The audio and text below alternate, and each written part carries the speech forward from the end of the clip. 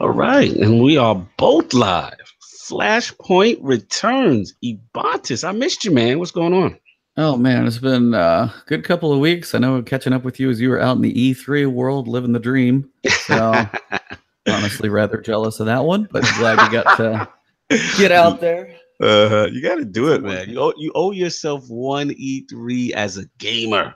Yep, that's Got it's to and do it's an eventual. It's got to happen, but didn't happen this time. Seems like you had a pretty good one though. Definitely being as your little it. Xbox love. You guys had a pretty good conference there. Definitely Yes, yes, yes. blowing it away. You got a After I little got all that, hands on. after I got all that slander from Ebontis. I wasn't slander. It was a You were curiosity. slandering. Now let me Oh come stop. on. I Uh, gotta tease you, but yeah, it was a solid conference, man. It was a lot of fun being out there. Love E3 every year. As a gamer, you owe yourself one E3. It's just a tremendous. It's like the Super Bowl of gaming. You know what I'm saying? You meet yeah. everyone, at different places, and it's just so much fun. But it's a lot of work as a content creator. It's not just fun and games, and I'm playing games, and that's it. It's definitely a lot of work, but had a lot of fun. Shout out to the team, the Lords. Tick was in the building, and yeah, man, we really kind of try to get as much balanced coverage as possible, and of course, some Destiny Forsaken. Seriously, I heard. So, I mean, we can just kind of jump straight into that because that has Mhm. been out there for a little bit, but you got your hands on Gambit, didn't you? Woo! Yes, I did, man. And shout out to Fire Team Chat, man. Got to Seriously. play. Yeah, got to play with those guys, and it was a lot of fun, man. Shout out to Sean Finnegan, who I actually got a chance to play with. Actually, I was on the line when it was actually media day, and the first day they allow us to. They got a kind of new setup for E3 because it's open to the public now. Yeah. So now how they balance it is they allow press to actually have their own day for them. Actually, no, not their own day, but maybe like 3 to 4 hours on the first day to themselves. Yep. So I said, you know what, man, as much as it's so much stuff, I said, let me get Destiny now. Because based on prior E3 experience, the Activision booths are always insane for Destiny. Like when it's open to the Okay. public, it's insane. Yeah. So I said, all right, let me knock that out, try to get a feel again. But so while I'm getting there, I'm like, oh, look who's online with me. The Fire Team Chat boys. So shout out to, like I said, Destin and Sean. We took pictures, we talked, we chopped it up. Now as we got closer, and it was still a line for press. I mean, but just wasn't as crazy as I know it could be. Oh So yeah. yeah, we got closer, and then as it got closer, Destin he starts to walk off the line. I'm like, dude, what you doing? You're right about we about to play Gambit. Like, what's going on? He's like, dude, I just got the text. Or I guess it was from CD Project Red for Cyberpunk. Oh So yes, I said, you know what? I can't get mad at that. no, you gotta check out that crazy thing that happened. Yeah, and that obviously, from what I've heard, was like gave it a show. I mean, I spoke to so many people, and just the experiences was like, it looks like something completely next gen. That's how Nice. amazing Cyberpunk, 77, so 2077 is. So he jumped off, and then it ended up being me and Sean Finnegan, chomp chomp. So we get Nice. it popping, and we broke us up in teams of four. They asked me if I would like to have my footage on a main screen. So I said, yeah, no problem. So we started it off, pretty much basic fare. You kind of start off, or both teams look at each other. You do your dances, you taunt. You're on that little, drifter ship. The guy, I guess, flips the coin, random map, whatever. You start off. So it looks like it was Cabal. They put us in this different map area. So in the beginning, we're just trying to get a feel of the system, shooting enemies. You see the motes come out, and then you start banking them. But what I realized was kind of sometimes better strategy is like to the game kind of tells you like, hey, you got a small amount you could bank, and then yes, if you don't bank, you keep killing and you get more motes. You got a bigger amount, and that sends the blocker over there to their Yeah. side, which is another enemy. So we, as I start like maybe about a couple of minutes in, I started getting the hang of it, and like me and Finnegan, which is wrecking dudes. Like it was like it was real, you know what I'm saying? So I'm thinking we doing well, like we killing, whatever. I only got a chance to go over as the invader one time Yeah. because I was just focusing on, and honestly, I had to be completely honest, like I picked Warlock because before I even got to my station, I said, hey, which one is the Warlock? Because that's how I know how Activision, but you know how they do it. Each station represents a class. So I said, yo, which one is the Warlock? And it just happened to be next to I guess the Titan where Sean was. So we were sitting next to each other. So once we got that, it was the new subclass, and I'm looking. I'm like, yeah, I'm like, damn, I want to know how this super is. So my first round was just me kind of messing around, and it Yeah. had like a shotgun in primary. Um, and I was, I was talking to Finnegan. And I was just like, look, man, what would be cool is like, do you think they're gonna allow, from based on the static UI we saw, there was no moving from kinetic to energy. Like Okay. what was there was static. So I didn't get that sense of moving around, like stuff around. I get the sense that they're going to be all weapon types in different slots. You see what I'm saying? As far as Hmm. primary kinetic, that's not exotic. So I was messing around with that. So I think I went shotgun kinetic. Okay. I went this new exotic bow in energy, I which kept is, hearing about that one. Yep. oh, it's so good. It's so good, man. Really Oh, nice. yeah, I said, let me try. It's almost like a better linear fusion rifle. Really, Yeah, man, those because are hitting hard right now. yeah, and the thing is, but you could charge it up to hit hard, and the exotic one had this AOE effect that really destroys mobs, and yellow bars. Like if you really aim hard, get your your crits. Yep. Yeah, it's really good. So I was messing around with that, and I believe just for shits and giggles, I took a grenade launcher instead of a rocket launcher in the heavy because I Okay. wanted to see if grenade launchers would be any better. Yep. They're okay. Yeah, it's like I don't think they're gonna see too much love for a little while. Yeah, so the They're round like went the on. redheaded stepchild of power Yeah, they weapons. still the Reddit. They still the rest. They need a buff badly. So the match went on. So we doing pretty well. And I'm looking like, damn, we got smacked. We started off well, then we got smacked, and the primeval came, and it was just all hell broke loose. So I'm like, all right. So we kind of talked about this next strategy, what we're gonna do. He went over. We kind of started to formulate. So now I'm like, okay, now it's on. Like literally, we had 40 plus motes a piece. So Oh, in my mind, like we jumped off to such a big start. I'm like, oh, this is a wrap. We got him. And as the match is going on, I'm like, what is going on? Like these two, no disrespect to the two other teammates, but man, they were just like, they were the worst. Like they was not. I guess they didn't understand it. To be honest, no, yeah. I don't think they really played Destiny 2 PvP before. Well, Like I one dude mean, had no motes, zero, no kills. I don't quite understand how that's even possible, but all right. Literally at the post carnage report, we looking, and Yeah. I looked at Finnegan. I was like, dude, we were like, we just rolled out because we were getting into it. We get competitive. He was going on, and his invading was top notch. And then I was doing the new Warlock super with Yeah. that radius effect thing. The Really, which one? Void? no, I had Dawnblade. What is that one? All right, it looks like this Oh, I one. know what you're talking about. Yeah, it's the big, like, kind of circular buff area, but it's Yes, bigger. It's like almost yeah. basically. It starts off with like almost like an attack thing, circle thing, like damage to the enemy, but then it ends up becoming like this oversized healing rift. Oh, You know what I'm nice. saying? So it's really cool. So I was like, all right. So I was using that over the the section where we were trying to put in moats so people wouldn't get bothered and just deposit. But yeah, Yep. pretty much at the end of the day, it was just like, we us two were just very dominant. We had two of the worst teammates ever. We got smoked at the end, and I'm just like, so you really need a good team of 3 to 4. But the mode is so much fun. Like everyone's gonna like it because the PVE guys, you can just stay doing defense or just going out your way to kill enemies and be in your zone. The PvP guys are gonna love it because they're gonna want to be the invader. They're gonna want to go in there, cause havoc, and it's cool because you got this whole red hue, and the game tells you. The game will give you indicate like, hey, an invader has come in or whatever. Like the game constantly communicates with you to help you understand stuff, and you can start to get like really complex strategies. So I loved it, man. I really thought it's going to satisfy both bases. This is something. This is something to watch out for. I really enjoyed Gambit. Very cool, man. I mean, I've only got to see it from a distance, but seriously, it sounds, as you said, it's a nice way to scratch both itches. Mm-hmm. Because you got the PvE, the killing, you can have your strategies. It can be like your Nightfall strike scoring. You got to have, I mean, to be at an elite level, you're gonna have some strategy in there. Hey, do we bank them up right now? Hey, are you gonna hold on to yours? Okay, they got one up. Okay, send one right over there. Let's do that. And like you got to kind of be ready to counter what they're gonna do. But then, as you said, you got the PvP side. You got to go over there.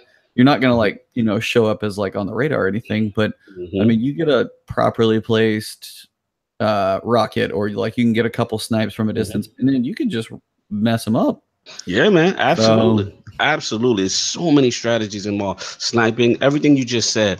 And I know it's going to do well. It's going to be do well. And now, you know, obviously, we talked about it last time we did a flashpoint. You know, people were concerned whether it be matchmaking. So now that the level of entry is good. And from my understanding, you know, there's going to be some really cool rewards tied to it. So yeah, thumbs up for me. I had a ton of fun, even though we lost. Had a ton of fun, but yeah, this thing is really gonna be cool. nice, very cool. I mean, that's one of the biggest things for Forsaken is a completely new thing. They said it's a, you know, it's a nice balance of PvE and PvP. Now, I mean, they said it was like, hey, it's like a game mode that's never been in a shooter before, and I'm kind of going, Halo Warzone kind of did the PvE and PvP thing, so I mean, there's that. But I mean, the fact that it's like you have your own kind of little world, you can go to their realm and do the PvP, so it's got its twist to it. But I just like you're putting both sides of this game that have always been apart finally together, and I'm like, I'm really pumped for it. Honestly, I can't wait. It's gonna do well. It's definitely gonna do well. Yeah, I mean, it's one of the things I think resoundingly everybody likes, and you don't catch that about most things. But I haven't heard anybody say literally anything bad about this mode. That's a good point. That's a good point. I was like, it's one of the few 100% positive moments for Destiny. I'm like, it needed one of those. It absolutely did. So it absolutely did. And shout out to my boy Swap Force. He always talked about a mode similar like this when we first started doing ILP when it was Destiny only. He was like, it would be cool if they had like a mix, you know what I'm saying, a PvE. And this is really gonna, because there's some guys that's just like hardcore PvP, you know, really, because when you get in over there and invade, it's fun. It is fun, but you got a limit. You have a time. You can't stay in there forever. It's like literally, I forgot what it was, 20 seconds, 30, whatever it is. You know, so you got to hit the ground running, find the targets, whatever. Now it does show up on the radar. You know, I believe do you invade? When you invade, I remember seeing like on the radar stuff. You know what I'm saying? Like where people are in placement and stuff like that. Yeah. You know what I mean? So you got to act quick, but then it literally feels like a crucible match, and it feels good, man. It feels good. Get that rocket. I actually got a couple of grenade launcher kills with it. It was kind of fun. Oh man, pulling out the grenade launcher. Yeah, man. That still cracks me up a little. But I saw a couple of people using. I guess it was just like you had a couple loadouts to pick from, so you may as well mix it up a little bit. Absolutely. So yeah, I mean that's probably the biggest takeaway from E3 for Destiny. Was just Gambit's new mode. They didn't have too much on the story. I heard some people got to play the story mission. Yeah, I spoke those guys. Those guys. They got a chance to play the story, and also I didn't get a chance to run. I want to shout out Unknown Player and Bife. I kept missing them. Like we were in different areas. We had the same area at different times. Yeah, and you know, seeing his video and everything, he broke down also. He got a chance to play it. So basically, you know, the vibe is, you know, what Bungie tends to do is give you pieces of the campaign, and sometimes it's not even in the same exact sequence that the final game will come out in. It's it's kind of like a vertical slice, I guess they have, of ideas on a cutting floor, but there are certain core things like Cade's death, obviously. You know what I'm saying? Spoiler alert. Spoiler alert. You see the damn trailer now. Yeah, if you missed it out, yeah. So yeah, and the vibe I'm getting is it is extremely well done.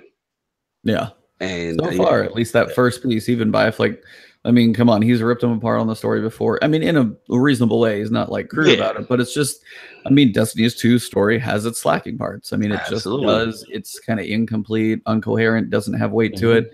And they cranked it up. Now, here's the question before we get too far beyond this one. Sure, what's up? Would you rather them never even showed Kay's death? That's a tough one. I thought about that. At first, I think my raw reaction was I didn't like the trailer at first, right? I remember when I was the fact that he dies, or the fact that you know it before you play it. No, when I watched the trailer, first of all, the caveat is I didn't get a chance to get invited to the actual PlayStation event. Yeah. So what I had was like a PlayStation experience, right? And that was like in this movie theater where they show you the conference. Okay, great.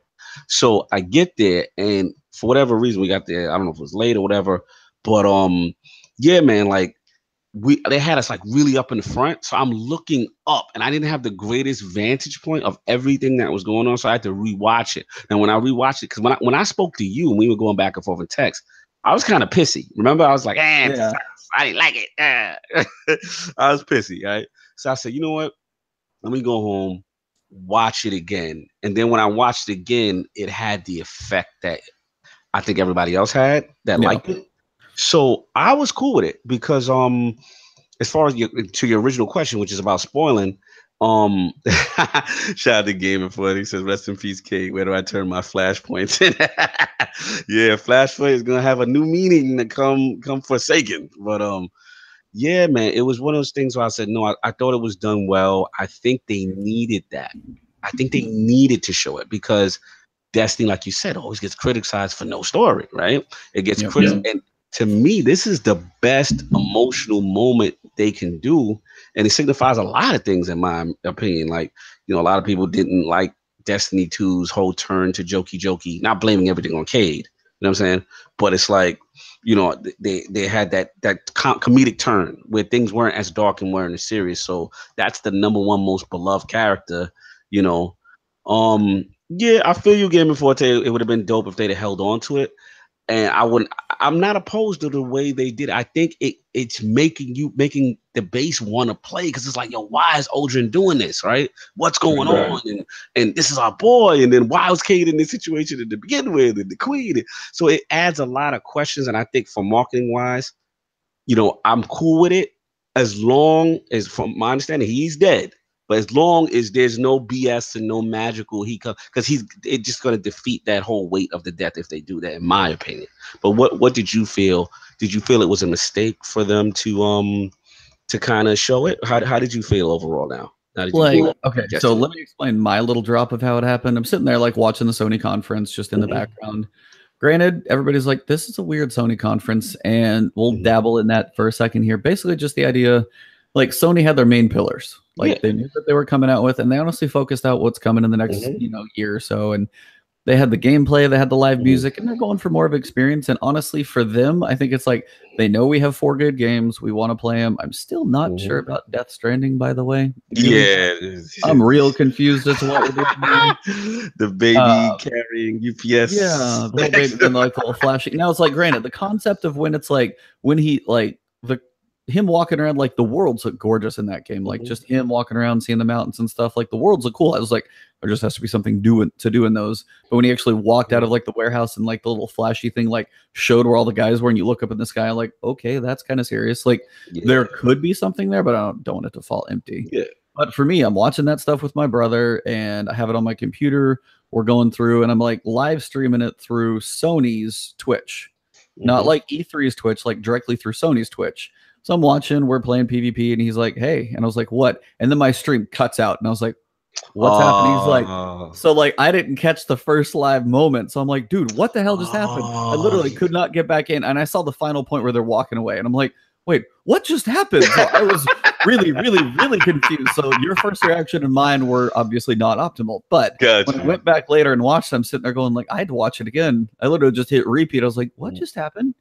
Because that's messed up to not know.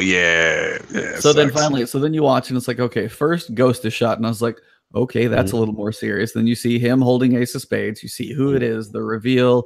You got the Scorn. Is that what they're called? Am I right? Yeah, the Scorn. Yeah, like they're like little pauldron mall things, like the fire malls, whatever the thing they've got.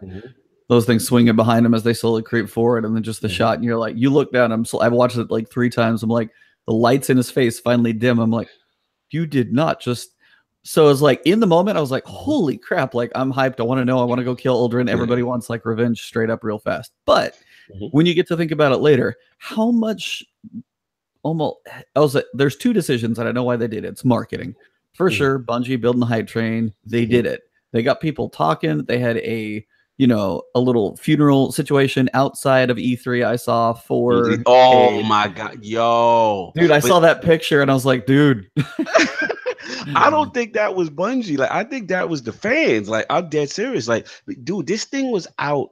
You know how I know it has nothing to do with them because, dude, it was outside on the sidewalk, almost a block away from the convention center. It wasn't like directly out front the convention center. I kept thinking it was like an out of front door or something. No, dude, this is like you're walking to, like in your case, where the Cowboys play, New Cowboy Stadium, whatever, right? Yeah. And literally like a full block away from the entrance, someone just happens to do this on the street. Like this was a fan based thing. You know what I'm Okay, saying? so I was like, it could be fan, or as Vicarious Visions hid something in a forest. True They could that. have done it, but either way, it's still awesome. So, Yeah, it was but dope. it's like when I think about it, it's like it's really cool and it builds the hype. Awesome. Yeah. But honestly, like after playing a game like Detroit, after playing a game like God of War, Mhm. those moments in the game, as opposed to Mhm. now the way they've described it, heads up, spoiler alert. I'll give you Mhm. about 5 seconds. From what I've heard from Bife about the story, this is heavy spoilers. Yeah. There's a build up to it, but from what I kept hearing is like you have those anticipation moments. Is like, is this the moment for Cade? Right. Oh no, keep going for a little. Like, so there's a little bit of build to it, but the fact Yes. that you know it's coming, Mhm. I feel like in the moment might take a little away from it Yeah, personally. no, I get what you're saying. I get what you're saying because like we're gonna play it now. For Satan comes out, we're gonna play. We're just gonna be like, all right, so is it gonna happen now? Is it gonna happen now? Because we know it, and I feel you guys on the shock value. It would have knocked it out the park. Yep. But let's be real too. You're right. From a story joint, it makes they took away that emotional weight of because Yeah. you now know. But I feel Destiny had to do. I'm not mad. Not that they had to do it. I'm not mad they did it because one, they needed something marketing wise to get this anticipation for this Yep. DLC. And that makes sense to me too. Is the market for marketing, like they've been down in the dumps. They've got this is the resurgence, and I'm gonna be real with you, like because of that, I've seen non-Destiny people, not Destiny people, but people who've quit on Destiny, like yo, I'm in. You know what I'm saying? We got to get this money. You know what I'm saying? Like, absolutely. I see the emotional thing that it has. So, for I guess what I want to consider the casuals, you know what I'm saying? But so I think it served its purpose. It may not have Yeah. blessed us narratively with that surprise factor that we wanted, but people are into it, man. I'm seeing a turnaround that I'm like, yo, I remember when we first started Flashpoint, we couldn't get anybody to talk about Destiny anymore. You know what I'm saying? Yep. Me and you were like flying this flag high, just trying to keep it alive with We were a hope. little late to the Destiny podcast game and not the best moment to choose it, but People that's were all like, right. what are we doing? They were like, why are you even doing a breakdown, deep dive in Destiny? You know what I'm saying? Who Yep. plays that game? Like that, it's Yeah. over. Like, yeah, and I'm seeing those people hit me up in DM like, hey, clan spot still open? I saw that on Twitter. Yeah, I saw you on Yeah, Twitter. yeah. So, like, I Mhm. mean, overall, it's like I'm hyped to play it. And we'll get to an article that breaks down a little bit more, a couple cool things I like about it. All in all, like I had somebody comment on one of my videos, basically just saying, "Hey, it's like somebody's got a gun to your head. You playing Forsaken?" I'm like, "Hell yes, I Yeah. absolutely will." Because one, to me, $40 for an expansion with Mhm. everything that's coming is absolutely worth it for me. I've paid more money for less games, Mhm. and I know how much time I'm gonna get out of Destiny 2. Yeah. Now, is it for everybody? No. Are there a lot of things coming that might make it for a lot more people? I think it's got a pretty good shot. So, Mhm. but no, it's like the story side is like, man, that was a gut punch, and there was something I saw. TWAS did a quick little graphic, and it's like just a headstone for Kate, and somebody's like, "Oh, too soon," and it's like, yeah, nobody's gonna be ready for that one. So Yeah. it's hitting everybody because I mean it's Philion, like he Yeah, it's crushes for it him, every bro. time. So Yeah, yep. he's been the backbone. I mean, let's be honest, compared to the other two vanguards, it's not even close. You know what I'm saying? It's not even No. close. So, and to be honest, now I'm in that point. I'm in the acceptance phase now. I feel like, damn, it's cold. You know what I What mean? is it? Denial, acceptance, bargaining, all that. Yeah. You go through different stages of it. I think, Yeah.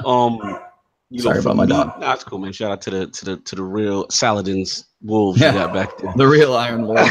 The real island. The Wolves right there. You know what I Yeah. mean?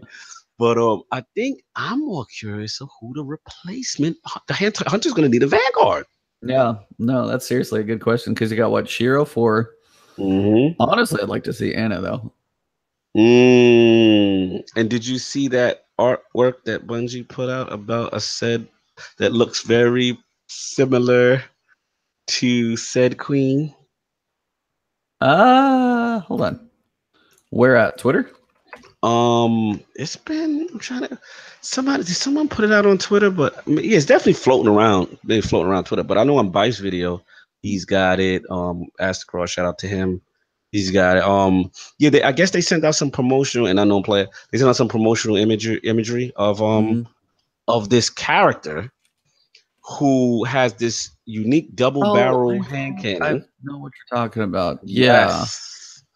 And it's kind of like it's hooded. You could, and it looks like Yes. it could be like an older, and it could be an awoken, it could hmm be any of those. But yeah, if you look deep enough, it might be the queen. Yeah, I know what you're talking about. hmm Okay. Yeah. Very So interesting. yeah, quite interesting on that one. Yeah. So I mean, there's a lot of options, but yeah, I'm kind of curious. And this is a point. Like, I mean, I've heard a couple people say it, Bife probably as well. As like, this is a turning point because Destiny needs to hit it right. So. Positive things we're hearing so far. Well, hopefully, like I said, they got the interest, they got the buzz. You know what I'm saying? So let's just see if they follow through. But I think my boy, I got confidence. My boy, shout out to Mylan Games, man. He's over there. He's got the job at Bungie with narrative. I feel Laura's in good hands. I mean, they couldn't get by. You know, that's the guy. You know what I'm saying? But I like Mylan a lot, man. I don't think he gets enough credit. You know what I'm saying? He's, in my opinion, like the number 2 guy. You know what I'm saying? And he's good. He's good. I really liked his questions when he went to the community summit. So yeah, man, I think Laws, once they hired him, like how they hired Holtzman, even though it should have been about this. But you know what I'm saying? No shade, no shade. I'm just saying. No, it's Should have been about this. But at the end of the day, you know what I'm saying? Like I feel it's in good hands. And no sight to Holtzman. That's my guy. I'm saying, no. Yeah, Byland's my guy too. So it's be good, man. It's like, but it's something the game needs because I mean, you want to know like what are the memorable games that are going to be for me for PlayStation 4? Is it going to be like the goofing around in Destiny? I mean, I spent a buttload of time in here, but my standouts as of late for like this year, God of War ruined a lot of other games for me this year because of how epic it was in the story it told and the way the characters felt. Yes. Your attachment to your characters and the way the story progresses out and the emotions you feel from a game are the things that make those moments stick. And if we don't have any emotion attached to Destiny 2, of which I don't think anybody could, you know, it currently has the emotional depth of a teaspoon. Like it's not there. So if they can actually give weight to some of this stuff, it's a big step in the right direction, and I hope they keep it going. So nice, man.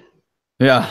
So, I mean, yeah, wrapping up E3. I mean, there's some good stuff coming. I can't wait for Spider-Man. Honestly, that looks like I got a chance. That's going to be like the same damn week as Destiny 2, so I'm in real struggles. But yeah, but at least it's single player. Like I said, with Destiny and single player games, Destiny can still survive that. You know what I'm saying? You put Destiny down for a bit, you play your single player, you blaze it out, and then you go back, you get back to it. You know? Yep. Yeah. So looking forward to some stuff, but yeah, September's looking good. Yeah, man. Absolutely. So what we got this week? So this week at Bungie, finally back at it. No, last week you were coming back from E3. I was traveling. Happy Father's Day to all the fathers out there. So hopefully you guys enjoyed. But we got a little update from Bungie. So still no news on the Summer of Solstice event. That's kind of what I was hoping for. But that's true. Yeah, good point. No news yet there. So, I mean, when it comes to that one, we can take a quick look at the calendar. We got July 17th. We're not that many resets away from what's coming. So you're going to have next week, you got the 28th and the 5th and the 12th. Like, they only got a few options in here. So if not this one, it's probably next week, maybe? Possibly, yes. Yeah, so, I mean, coming up, we got, that's the 17th, 6v6 quick play, Rumble. Bounties is probably my biggest question mark on this one. So we'll get to the exotic armor changes. But as the one thing we don't know, we know the least about, bounties, I'm still quite curious on. So yeah, very curious about that. Keep me intrigued. But I know most of you guys have seen this before. You know what year 2's coming, and there's still more to come too. So lots of crap going on, which is good. But for this week at Bungie, we got some stuff rocking here. So as they said, they're excited for E3. If you didn't get to play Forsaken, but if you're going to Guardian Con, I'm not going this year just because a little too much going on right now. And honestly, it feels like it's still going to have Forsaken, but it definitely feels like it's going to be a Fortnite event as well. So yeah, I've been getting that vibe too. Yeah, like Ninja's going to be the last one. The community Yeah, I'm stream. like And Ninja's there at the Guardian Con. I'm like, no disrespect. I'm just, I mean, I'm cool with diversifying stuff, but just for yeah. me, I'm all about that Destiny life, man. Yeah, I mean, and that's, I mean, for a marketing point for them to try and hype up the event even more, to try and sell more tickets, to build it, to build the funder. Like, honestly, if all that stuff just gets bitter fundraising, fine with me. Honestly, go for it.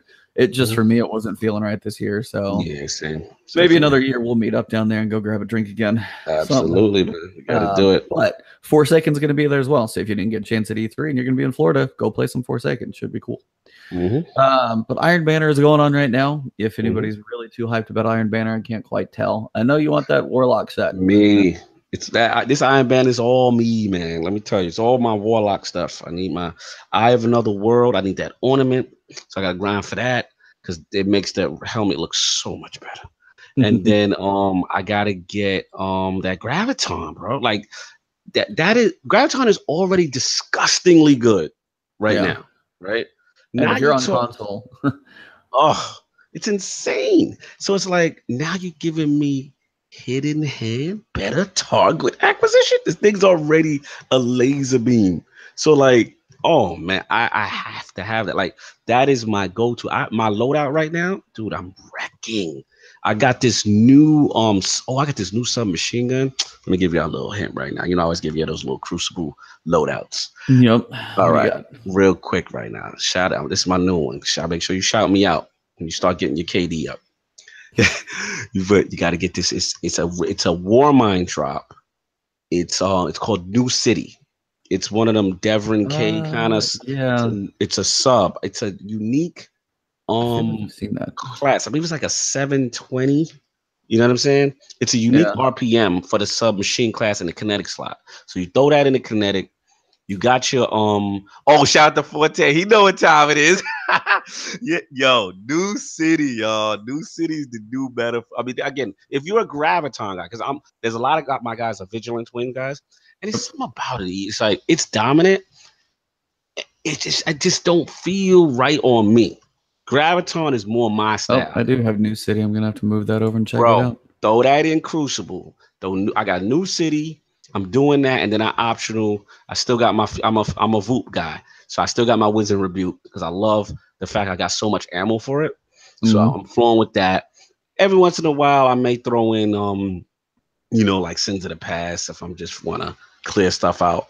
But because rocket launchers only give you one, you know what I'm saying. So I'm running right now. I'm running with what you call it, with New City, Graviton, and Wisdom Rebuke. That's my flow, right? And it's beastly. It's beastly, man. You know what I'm saying? Yo, shout out to Fort. Graviton feels like a scout. Like it's kind of unfair that scouts can't even compete with it. They're gonna have to do something with the high impact scout. Yeah, the scouts class. They're kind of struggling. Yep. Yeah, like scouts stick with Graviton as the meta. You're not beating Graviton in no range 2, range 3 fight at all. And if they clustered up, forget it. You're going to get that extra damage with the explosion. So that's the new loadout. Check out New City.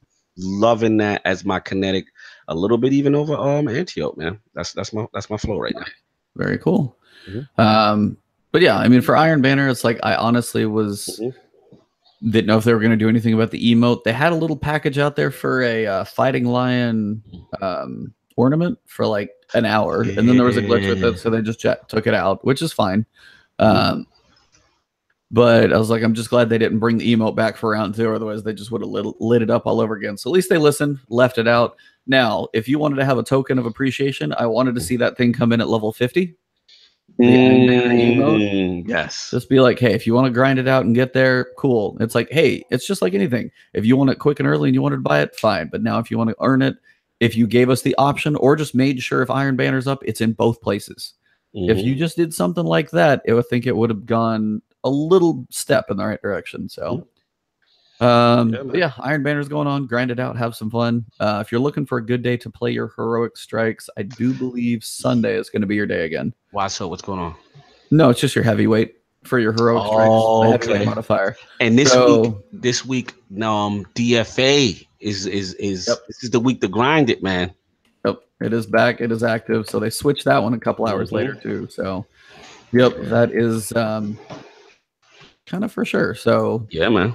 It's good stuff. DFA is definitely a good one to get. May not be the ultimate, but in the top level hand cannons, Better Devils, Midnight Coup, DFA, they're all right there. So if you want an option, mix it up a little bit. It's a good one in the Nightfall. And have a little fun. And if you get some groups out together, shout out to Pyro. He's got a little guide. Honestly, if you guys like have, Melting Point, have like Boop Cannon, have all the right things. Shout out to Pyro. Yeah, I watched that video. Melt that boss so fast. Quick. I saw it. I was like, insane. I gotta run that. I gotta run it with my people. I got the Boop Squad. You know what I'm saying? A couple people, go to Destiny LFG, try and find some and just melt him. I mean, I even was 2-man with guy I hadn't played with in a while, and we even 2-man. It took a little while, but he's not a bad boss to manage. It's mostly just the ads and stuff. So you can go through prestige because the points don't really matter. So cranking it up doesn't matter. Just give yourself heavyweight. Don't give yourself any painful modifiers. Take the multiplier down low because you don't care about points. You might finish with 1,000 points, but if you finish it fast, knock it out. So no doubt. It's a good way to do that. So Dead Orbit did pull out the victory. We know it's coming right back though. This is kind of one thing I got a thought about with no changes.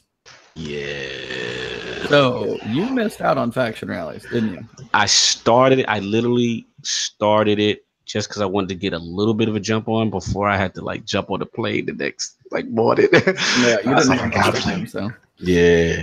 But yeah, man, I liked it. I just wanted to get a start on those packages and stuff like that.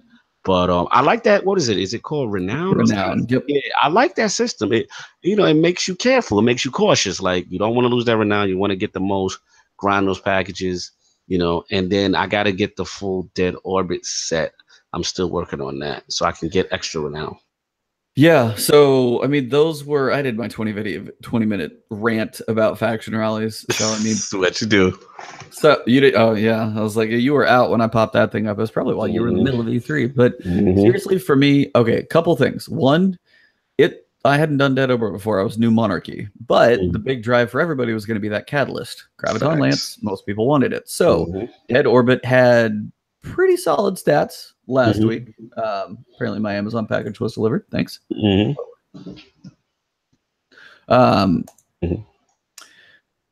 My main issues, I did grind a 50 and damn, it took a while. Now doing your dailies will help. Running with a group will make things a little quicker, but the big thing is it took me till level 37 to get my full armor set. Damn. Yeah. Now that's a problem. Let's make this worse. I got my full 50. I want to go Future War Cult because I want that Sunshot Catalyst. Right. I got to start that armor grind all over again. And what if I'm unlucky and I just flat out don't get it for 50? Yeah, that's missing out on that extra renown you get. That's missing out on the whole bonus to it. So my couple main issues were, for one, give me a little more reason to grind with the renown. And say if you are successful, have it a way to where you can stack it a couple more times. Hey, I have a 5-stack. I pull it. You get a little buff on your character. Be like, sweet, you can get an extra renown. Or you get a little extra more next time. And have that add a couple more to give you more reason to stay in it without dying, without just running around zones. 2, the activities that you do desperately need balanced. So bad. Like a Crucible match, you sit there and you wait for 3 minutes, then you go into matchmaking, then it could take like a 5 or 10 minute match depending on what you get put into. And if you lose, you get like 2 tokens. Yeah. That's bull. That's bull. Yeah. Yeah. So disproportionately unfair. Yeah. Guys.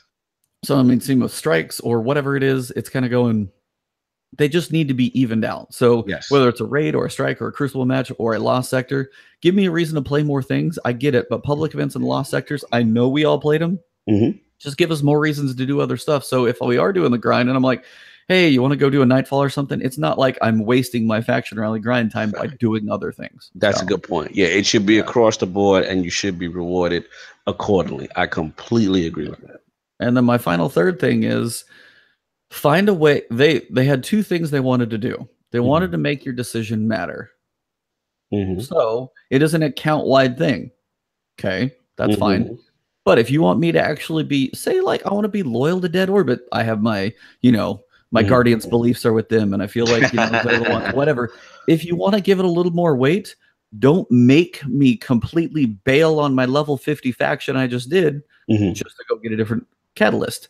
Put all 3 catalysts in there at like, you know, when you get 50 ranks with your faction, give me a token that you can only buy 1. Then if I get level 100 and I stay with it. So I've already spent the time to grind. I actually did get the armor set. I put in a buttload of time. Sorry, almost cursed. And like give me a way to make my decision something that I actually want to stick with.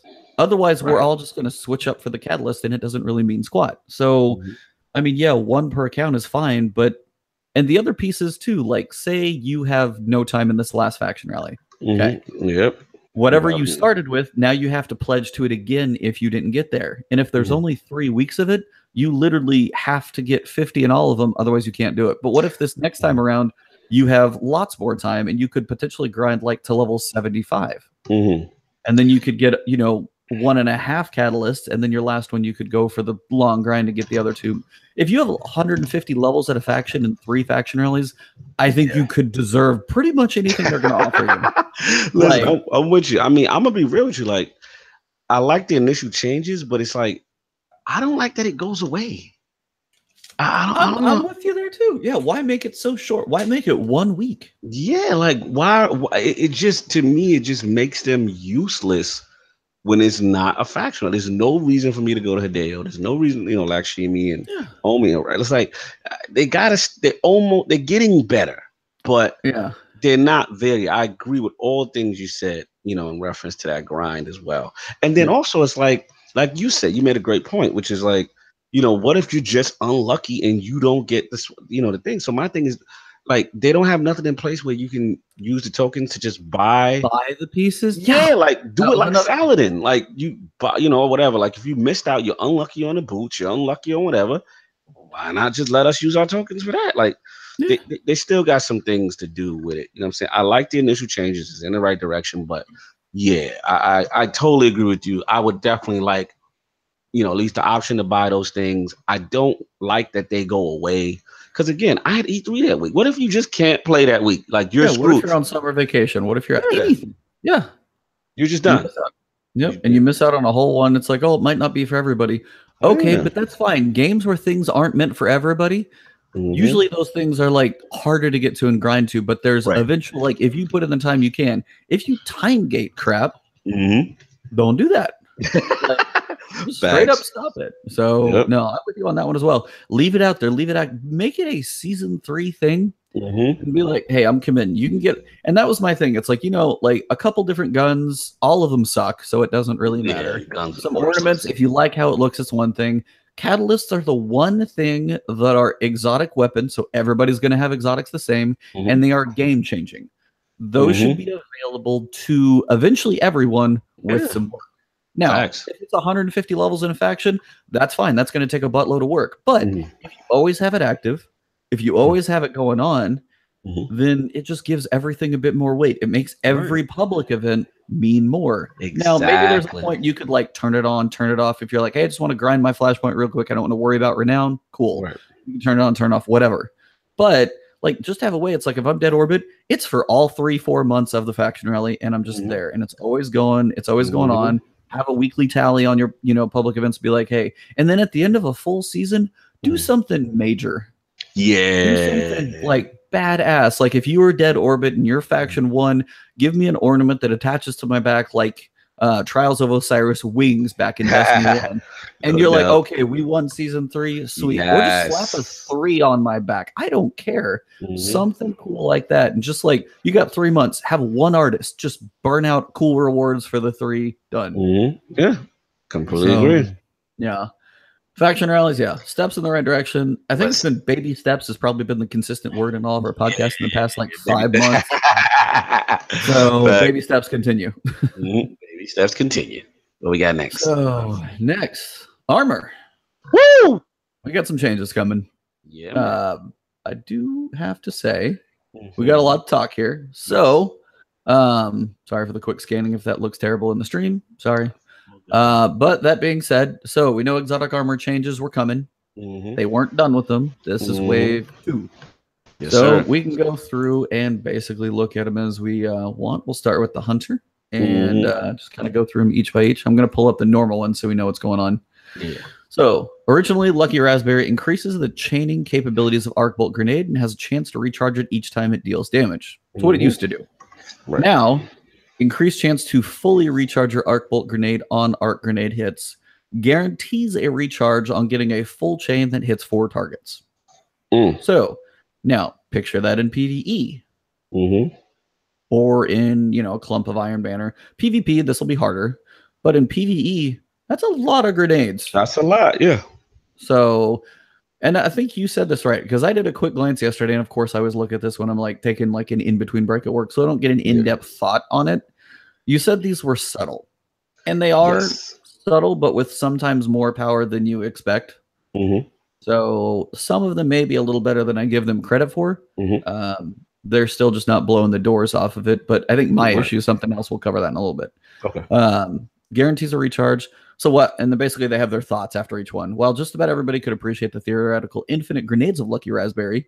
Its purely random nature made many people shy away from it. With this change, your input will now affect the outcome, so plan your throws accordingly. If you get a group of thrall and you're like, hey, I'm just going to melt them real quick, throw it, you got it back. Like, that's just giving you more power. Good thing. I have no argument with that. You? No, don't have no problem with that. I'm cool with that change. Like, I'm good? All right, sweet. Stompies. So, previously, increased sprint speed and slide distance, and it improved double jump only. Now, the increased benefits when using strafe jump and triple jump. So, basically, it's across the board. Sprint speed, slide distance for all jumps, just a universal. See, this is one of those when I'm like, why is that not the way it is from the get-go? Why is that not the way it is out? It's an exotic for your class. It's the only one you get to use. It only works with this type of jump. That to me feels like an oversight. It just does. So, I mean, but again, having faster sprint speed and slide distance for a full exotic still feels kind of minor to me. I got you. So some are cool, like Lucky Raspberry Infinite Grenades. I could see where like Sun Bracers like has its cool where you can have like 5 grenades in 5 seconds. Some of those I can see the moments where they get their perk. They're not meant to be like, I'm walking around as Thanos the entire time. Okay. I mean, you can't do that. You're gonna break the game. So, but I can see where some are gonna get it. Stompies, I'm like, I slide farther and run faster. I'm like, okay. I'm never gonna use that in PvE ever. Right. In PvP, I mean, granted, if you're going as a pole dancer with if you're running with a sword, with quick fang, stuff like that, I could see where that maybe synergy could help, but it still feels minor to me. So some are better than others for sure. I agree. Young Ahamkara's Spine. So what did it do before? Increased trip mine grenade duration in marked enemies, and you're going, whoa. This is one of those definitely. Ugh. So remove marking functionality because it's like, who cares? I mean, if you're going to hit somebody with a grenade, either it should just kill them, but that's just me. Improve trip mine grenade blast radius and throw speed, so you can probably get it out a little quicker and make it so they're harder to destroy. I mean, honestly, what I think it could do is like, I don't know, you'd have to hide it a little bit, but personally, I think if it it'd be cool, like if you destroyed it, maybe you destroy like the attaching to the wall mechanism, then it maybe bounces around on the ground like a jumping bean for a few seconds and then explodes. Like that'd be kind of a way to, make it a little like, do I want to shoot it off the wall or do I just want to run around that corner for a little bit? Like just things that make you think. No. Bigger blast radius, quick throw speed. Again, it's still the trip mine grenade that won't kill you in one hit. You could run through and then wait and hide, get your health back and move on. Yep. So it still feels meh. Solar ability hits now grant some trip mine energy. That's fine. But if that's your trip mine grenade energy, you get some energy back while doing it. And as a hunter, you might get a punch in. But still feels meager overall. Now, I mean, tell me if I'm speaking out of place here. If you're like, hey, hold on, screw you. I got better thoughts about this. No. I mean, right now, I hear as a hunt, you're the hunter main for the most part. So, I mean, I hear where you're coming from. Like it's like, it's subtle, some stuff, okay, but nothing like, oh my God, I can't believe they did this with that. You know, that's the vibe I'm getting. Yep. So, hunters, meh. I mean, maybe I'll have some fun with the Lucky Raspberries. We'll see. Titans. But again, Lucky Raspberry, if you're going Arc Bolt, are you going to use Lucky Raspberry over Other stuff. Mainly, what's your big one for arc that I'm thinking? What's the chess piece? What is it? Radiant Flux. Yes. Why would you ever not use that? Yeah. And just tear it up with your super? So, yeah. I don't know. Titans, ACD zero feedback fence. These are your joyful. Sexy looking exotic. Yeah, dude, with that ornament, I'm definitely digging it. The new ornament, the like teal one. So previously, melee kills build up explosive energy within the feedback fence. Being struck by melee attack unleashes this energy in a devastating explosion. Okay. So you got to be melee range. 1. 2, you got to get kills with your melees, which in PvE is freaking impossible. Yeah. I still hate how it's a 3-punch kill. I just kind it of don't hate that feel still. right. I agree. It doesn't. Like, I'm up there. If I'm close enough to punch you, I'm a damn guardian. Make my fist hit harder. Yes. Either. So it's just like, I mean, whether it's like the force push of a warlock, a titan's just like, I'm sorry, I got my haymaker, or your hunter with your knife. All 3 of those should be 2 at the max. That's just my thought, period. Anyway, so now it grants Fury Conductor stacks on melee hits instead of kills. So if you're wailing on a knight, you can actually get a boost to it. Fury Conductor now grants stacking melee damage resistance. So melee damage resistance is good because you're going to be up there taking shots as it is. So basically it says these changes are mostly aimed for making Fury Conductors better in PvE, while the feedback fence could protect from hordes of Thrall, keep punching and, you know, it works. If you walk up to a Hive Knight, you're like, well, this is useless. So it is. I mean, so it's like, again, this is one of those things in testing, like, okay, it works against Thralls. Okay, now I'm against an enemy with more health and it's useless. If you have a point where your exotic is useless, you got to fix it. So this is it's a little better. Yeah, I agree. So they make in Crucible, shooting the opponent. This is also makes the exotic better in Crucible, but the solution of just shooting opponents still works. No kidding. See, it's like that just basically is like, yeah, okay, this sucks in PvE. PvP still, and you know it. Yep.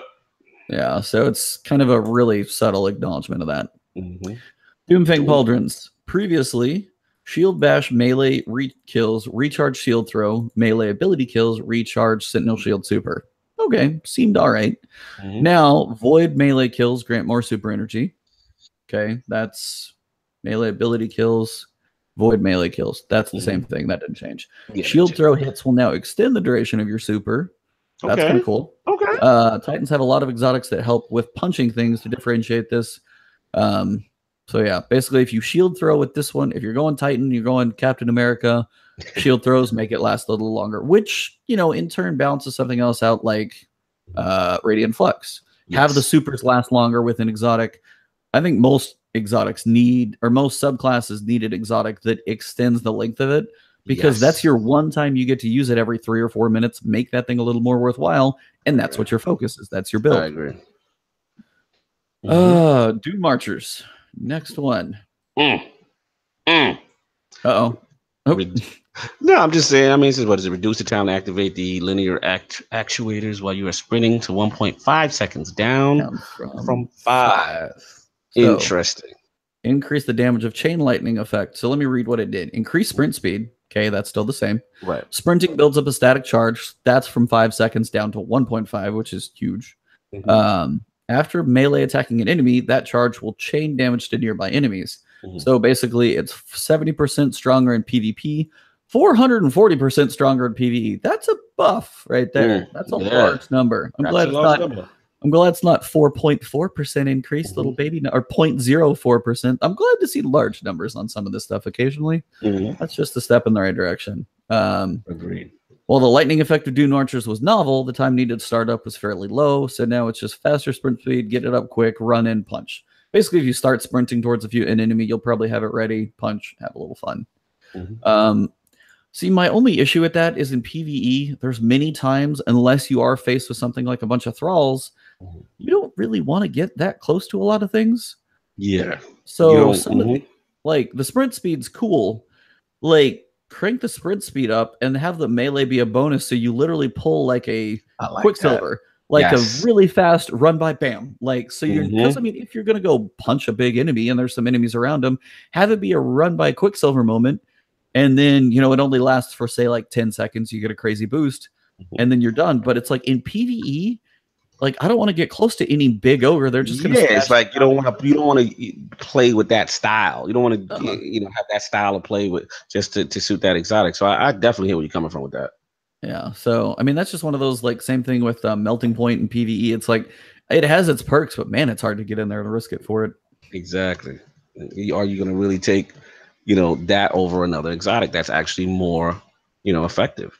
Yeah. So it's like if I'm just looking at some of these and I'm like, I still want some of the as I want the others, then you didn't do enough. That's just my own opinion overall. Some are subtle, some are going to get better, but overall, until it's a hard decision for multiple things for a certain build, I don't think you've done enough. So, anywho, Crown of Tempests. Let me get into this warlock talk, man. All right, I'll give you the generals and you can take them. Yeah, so previously, Conduction Tines. Arc ability kills increase the recharge rate of your arc abilities. That's honestly just a good one for your Stormcaller subclass. Absolutely. So, now, what is it doing now? So now it's collapsing the total number of the stack of the conduction times to 3 with the same total effect. So I believe it used to go up to like 7. And it says, so each stack of conduction times lowers the upkeep cost of storm trance. So basically you will use your abilities. You say you hit group enemies with a grenade or you melee someone, conduction times would activate. And at that point, super, the ability to generate, to get to your super would start to increase, right? So that part is okay in the sense that they're making it down to 3. So before you have to get 7 to really see a tangible effect or whatever that high point number was. Yeah. Where you're like, okay, now my super's rising. But the problem was, once you use your abilities, it's going to be a while before you get them again. So you're not going to be building that thing up fast. So and this was actually one of my first exotics that I used to use consistently. So now they're saying that Nazareth Sin and this exotic were quite similar, which is true. So we pushed harder on this exotic for Stormcallers who want to invest heavily in ability use. Warlocks also don't have many exotics that modify their supers, and not receiving the full benefit of conduction times during Storm Trance was a little disheartening. So we added a benefit from the super's duration to alleviate that. So I'm just curious about this whole super duration thing, because the vibe I'm getting is that, you're going to be able to get to when you get conduction times activated, you're going to be able to build up your super faster. You know what I'm saying? But then they're mentioning that whole while you're in your super, you know what I'm saying? Like, I don't know, lowering the upkeep costs. So that's interesting. So does that mean like basically if you are killing things that like instead of upping your abilities, it's like recharging as you use it, so it's actually going to last a little longer? I'm very curious about this verbiage because does this mean, like you said, does it mean when you're in your super it makes it last longer? Does it mean that when your super is over, now you kind of almost like the old what was that exotic? The one with the black helmet. Oh man, I'm forgetting. They got rid of it now. Crap! I know exactly. You know what I'm talking about? Where you wear one as a warlock. Was it Obsidian? What was it? Obsidian Mind. Obsidian Mind. Yep. Yeah, right. And that's the one that would like build your super back up or your Nova Bomb as you use it. Yes, as you use it. So is it gonna be one of those things? So if I'm, killing stuff with my super, conduction times going off, when it's done, I'm kind of like at 1/4 already towards the new super. You know what I'm saying? Like, I'm very curious about that. So that's when I got to put through the paces before I can say this is really a jump. I will say this, the fact that it doesn't take as long to stack to the max ability to get sounds good off paper. So I got to say, because this is one of my favorite looking exotics, to be honest. It does look cool. I don't even think I have it, honestly. What? Yeah, I was like, on PC, I've literally got Titan and Warlock, and I'm missing this one. So flat out don't have it. I thought I had most of them. Yeah, man. So yeah, we'll see if that one gets enough. That again takes me back to just the idea that still the abilities take a long time to come back. Yeah, it's still way too long to get cooldowns. So I mean, so it takes ability kills or ability kills, right? I'm reading that right. Ability kills. You have to get to build up super. To build up your tines. Arc ability kills increase the recharge rate. But how do you get how long does it last? It generally lasted for about it lasted a decent amount, maybe about 5 to 6 seconds or something like that. 5 to 7 seconds, something to that effect. So do you have to throw a storm grenade to get all your kills together to get big stack? Because this is how it would work. Like if you punch one person and run around, does it just fade away? Yeah, after a while it fades away. Then you go back to normal super regeneration time. Yeah. So So stacking is where I see it difficult because our abilities aren't that often. right, but what would happen is the more kill. Let's say, for example, I threw a storm grenade at a bunch of thralls. The Okay. more thralls I killed, it would max the stack up faster. So when you got Okay. the max stack, the Yeah. recharge rate goes fast. So, but what they're doing now is saying, okay, you don't have to get to level 6 or 7 of the stack. That's now only to 3. So they're Yeah. letting you get to the max version of the stack, and that max version is quicker, and that max version of the stack then definitely regenerates you faster. So I Gotcha. understand that. I understand Yeah. it's a subtle change. It's not like, oh my Yeah. God, this is so great. Oh wow. You know what I'm saying? The key is that second part of this. I want to know how that works. You know what I'm saying? Like, does that give me my super back? Does that allow me to build it, keep it longer? Yeah, you're You like know, if you're melting infinite thralls running at you, can you use your super for like 20 seconds longer just to keep melting if you're killing guys continuously? exactly. Now, Yeah. if it does that, now we're talking because, in my opinion, as a Stormcaller now, I'm low key. Stormcaller don't do what it used to do, man. Like Stormcaller, like you do the Nightfall, you do all stuff. It's struggling with yellow bars. Well, I'm seeing the pole dancer run around, boop, boop, you know what I'm saying, Yeah. and Yep. killing yellow bars with no problem. Like Storm Trance ain't what it used to be. I'm telling y'all right now. Like Voidwalker is the superior class for almost everything. You know what I'm saying? Yeah. And Dawn Blade, I'm getting better with, but there's only Yeah. one class that's actually good. It's that bottom one.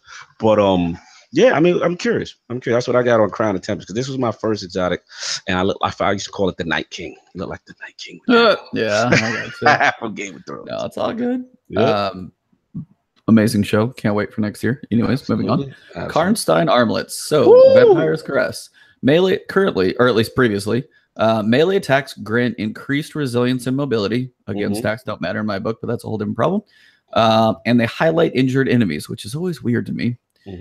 Melee kills greatly restore health. That's what it used to do. So, now removed melee hit effects, resilience, mobility, target highlighting, yada. Melee kills now instantly heal you. Then continuous healing for 8 seconds. So if you get that melee kill, you get a boost of health and then continual regeneration for 8 more seconds, which is a long time actually.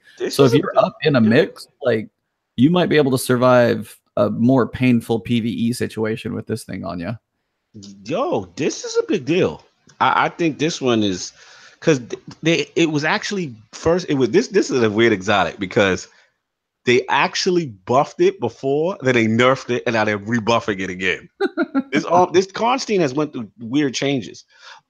Yeah, constantly healing. Like if you healing, it's almost acting like the D1 Ram. Because I remember the Ram used to get like a what was it? Didn't the Ram give you healing when off a melee kill? One of them gave. Hold on, I'm bringing up my old dim. Yeah, bring up the dim. I thought the Ram gave the Ram health. Increased armor. All Voidwalker melees trigger lifesteal on hit. Yeah, lifesteal was to give you the energy back. So this is basically doing that. You know what I'm saying? Like you get a melee kill, you instantly heal, but then it's even better. It says it grants continuous healing for 8 seconds. So you're just like running around tanking. Just always, still just getting healing, overshield. I mean, that's going to last a while. Now, if you want this to be a really good exotic, give me that melee hit. Oh yeah, but then it'd be give it a cooldown. It'd be borderline OP if they did that though. Oh yeah, you'd be staying away from your warlocks, for sure. But still, could be cool. So again, somewhat subtle. Some could be better than others. Just gonna have to see a few of these in action. Finally, the good old Starfire. Provides an additional fusion grenade charge. Fusion grenade kills grant rift energy. Kind of straightforward. Yeah. So empowering rift weapon damage now grants fusion energy, 20%. I see what they're doing. I see what much like the Lone Faction boots, we are like giving a bonus to players who decide to go on the offensive with empowering rift rather than playing it safe with healing rift. Yeah, I like that. I actually like going that. Empowering. So empowering rift weapon damage. So if you're in empowering rift and you do damage, now grants fusion grenade energy. So if I sit there, kind of like, I mean, 7 seconds, like 20%, is it hit damage? Like how quick is that thing going to recharge? Because if you like drop a rift and you get like 4 or 5 shots, is your grenade full? That's what like the vibe I'm getting reminds me of Dawnblade Top Tree, which is when you're in the air and you get kills, your regeneration of grenades and whatever would go up like very quickly. So the vibe I'm getting is, yeah, like they are trying to first one get you to use empowering rift. That's the new thing, because they know warlocks don't use empower rift. Let's keep it above. We Yeah. don't use it. Yep. Like it's Yeah. not not effective. So now you throw Lunafaction, right? Which Yep. now extends Boost different range. Oh my god, the shotguns are so Oh, crazy when in you the told raid. me that, I still have to see. Yeah, please do me a favor. Send me that. I still Oh, have not remind seen me, it. yeah. Yeah. I have to look for it, but it's stupid. Like it's stupid crazy. On Callus is the big one. You're on the front plate. You're Mhm. close enough to him. They're all in the empowering rift, and a shotgun just melts him. I'm pretty sure Acreus is like Wow. almost like a 1 or 2 phase, like whatever. Wow. It's beast mode in it. So That's beastie. I gotta see that. So yeah, I gotta see that. But I think, like I said, with that, I like them trying to do things to make, empowering rift good. Starfall Protocol was a beast in D1, but now that fusion grenades are so nerfed, you can't really get the kill. But yeah. it's a finisher offer though. I will say that I played that style to cheese one Iron Banner for ornaments for grenade kills. Yep. Now I threw on Starfall Protocol and I was just literally shooting people like 1 or 2 times and just throwing a grenade. I didn't even care if they killed me. Yep. You throw the grenade on their back and I was getting the grenade kills because it's still sticky. Hey, you got to do it. Yeah, Yep. man, it was still sticky. So we'll see. I mean, then it says if the rift damage now grants fusion grenade It says energy. 20%. So if you do damage, like if I go, I mean, sweet business, you'd be having grenades for days. But just even anything, if it's damage hits, like scout rifles, like 20%, 20%, 20%. Like if it's that fast, That sounds fast. That's why I'm wondering how quick is if what's like the cooldown between, because that rift only lasts like 10 seconds. So you better make it worthwhile. So maybe it is that quick. It's kind of got to be. Yeah, we gotta see. We gotta see. Shout out the Diogo Pedro in the chat. He said he doubts that it's gonna stay for very long. You know what I'm saying? Yeah. But yeah, he also says that the Starfire protocol really makes 2 warlocks per team very effective. I agree with him on that because it's like if you got warlocks running Starfire and they're just, and again, it's not saying kills, it's just saying weapon damage. So you're just shooting people and your grenades is just charging. Number. Whew. That could be something. Again, and then you start like chucking warlocks again, getting the love. Whoever's doing these buffs for the armor is loving on the warlocks and just crapping on the rest of them. No, I mean, like I have a warlock too, but I'm just saying, like the way we're talking about this class versus the other two, like it doesn't even compare. Like our discussions here sound more, theoretically hopeful. The other two are kind of like. But let's be real. Like I feel that. I'm pretty sure Deej is in here, right? Deej is in the building. Because I feel from a super standpoint, warlocks just don't. They need the love. Like outside of you got the Slover, okay, you know what I'm saying? Dawnblade to get that super off is still, it's not a guaranteed kind of thing. Like trying to run away from Pole Dancer, Golden Gun. Like those are Golden Gun's still insane. Like the long range into the kills kind of brutal. Those are effective. And Night Stalker's Hunter is like, I don't want to hear nothing from the Hunters. I don't want to hear nothing from y'all. Like y'all right now are the meta. Like it's no doubt. And then the Titans, come on, Striker Titan. Somebody hit me with a Striker. I was like a good distance away, and the AOE has some range. Yeah. Oh my god! I was like, are you serious? Now you can't vertically clear it either. You may as well not even try. You better run, not jump. Try. And then I'm not even forgetting about the speed of the Striker Titan now and the Hunter. Yeah. You can't run. You're at full speed. You're not gonna cut. You're not getting away. So that's my thing. Where meanwhile I got slow, weak, Palpatine tickle fingers that ain't killing nobody no more. You know what I'm saying? Like it's this. They're super. The only one that I was gonna say, okay, is really good. If you're the chat saying OP, the only one right now I feel from a warlock perspective is the Void Lock. You know what I'm saying? You eat the grenade, get health back. You know what I'm saying? I actually run Slover build too, because Slover kind of has that mini tracking, and then it splits into 3 or 4, and sometimes you can really get some multi kills off of those. I've done that. So I'm not going to complain. And they got Blake, so I can't complain about Void. And honestly, Void is kind of like the best class overall for like PvE content as well. You know what I'm saying? So that's just me. I think they need to do something with Warlocks, but I really would hope by Forsaken right now, because shout out to Reddit, man, because they put out a thing about if Stormtrance does not get something, it is literally the weakest super in PvE, PvP. Yeah, can't compete no more. They over nerfed it. Yep. So, that's what I got. Right.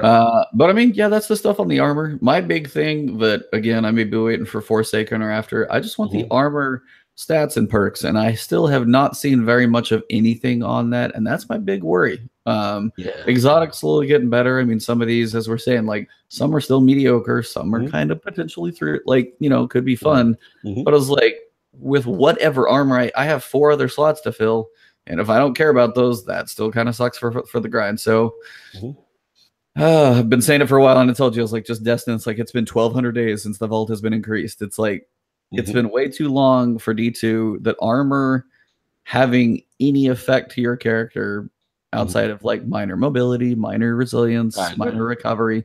Like, I want stats to matter. I want decisions to absolutely matter. So. Absolutely. And like I said, the hope is with, you know, I'm with you, man. Like, don't get me wrong. Like, I just think that right now, you know what I'm saying? I know we're not getting that. You know what I'm saying? But I mean, as far as before Forsaken, but with Forsaken, there's a strong chance. There's a strong chance. We got to see what they're going to do with the armor and stuff like that. You know? Yeah. Faux show. Yeah, man. Sorry, I'm trying to pull up an image just to be able to show you here. Yeah, no worries. So I'm going to throw this over here on the screen real quick. So just an idea. I know this looks insane. Now, this is from a game called Path of Exile. Okay. Now, this is obviously way over the top. This is a skill tree for Path of Exile. Oh my God. Ebontis, come on. No. I'm saying there's there are 2 extremes. You have Destiny that literally is a fork in the road. And that's like way too simplified. Absolutely. Or you have this, which is way over the top. Now, the idea here is like you have your main, because it's free. So I was checking it out for everybody. You start here, and like, so if you go caster like mage, I'm going here, but you can pick all these, but you can literally go like 1, 2, and like work your way through and completely work for a different customization, even though I'm a caster. Honestly, like, even if Destiny was just like a little tiny function, like this little chunk right here, like start here, give yourself a couple options. Like, I miss D1 skill trees because you have like that's the stuff that I want back too. It's like I agree. We need more. They just need a little more RPG. I saw that thing and I just about, because he showed it to me, and I was like, oh my God. And then I jumped in the game and I'm like, all right, I'm going to kind of start here, but I feel like I'm kind of clueless, but give me a little more of that and I'll be happy. No, I agree. I literally think that was part of that was one of the best parts of D1, that minutia of tweaking every little ability bubble, you know what I'm saying, to try to figure out different builds. It just made you feel like you had different play styles. And with this whole everything just, you know, block A, block B, smorgasbord, it's simple, you know. So it would be, you know, it's just too casualized. That was the design decision that we always complained about. I think shout out to Diogo is in the chat going ham. He said, Ebontis, if they use a more customizable talent tree, the teams would be too OP versus solo queue. That's why they are more simplistic. What do you say to that? 1, fix the solo queue problem. Yes. Overwatch, since it came out, literally, if it's a 1, 2, and a 3 in there, you're against a 1, a 2, and a 3.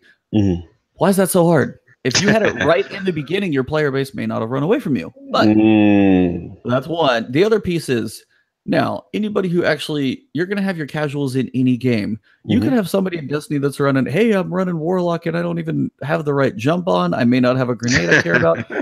There's going to be casual coolest people no matter what you do. The people who take 2 seconds are going to be like, hey, what's a good skill tree run to go right now? You don't have to go crazy in depth, but it's like, okay, what is my skill tree right now in my build? What is my skill tree for, you know, and it's like, okay.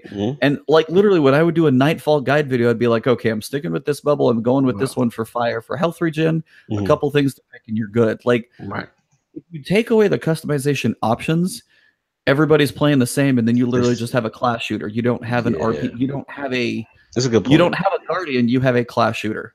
That's a good point. I see what you're saying. And to me, the most egregious thing, and shout out to Diogo for even bringing this up, it's a good talking point, is that the most egregious thing is that they had this system before in D1.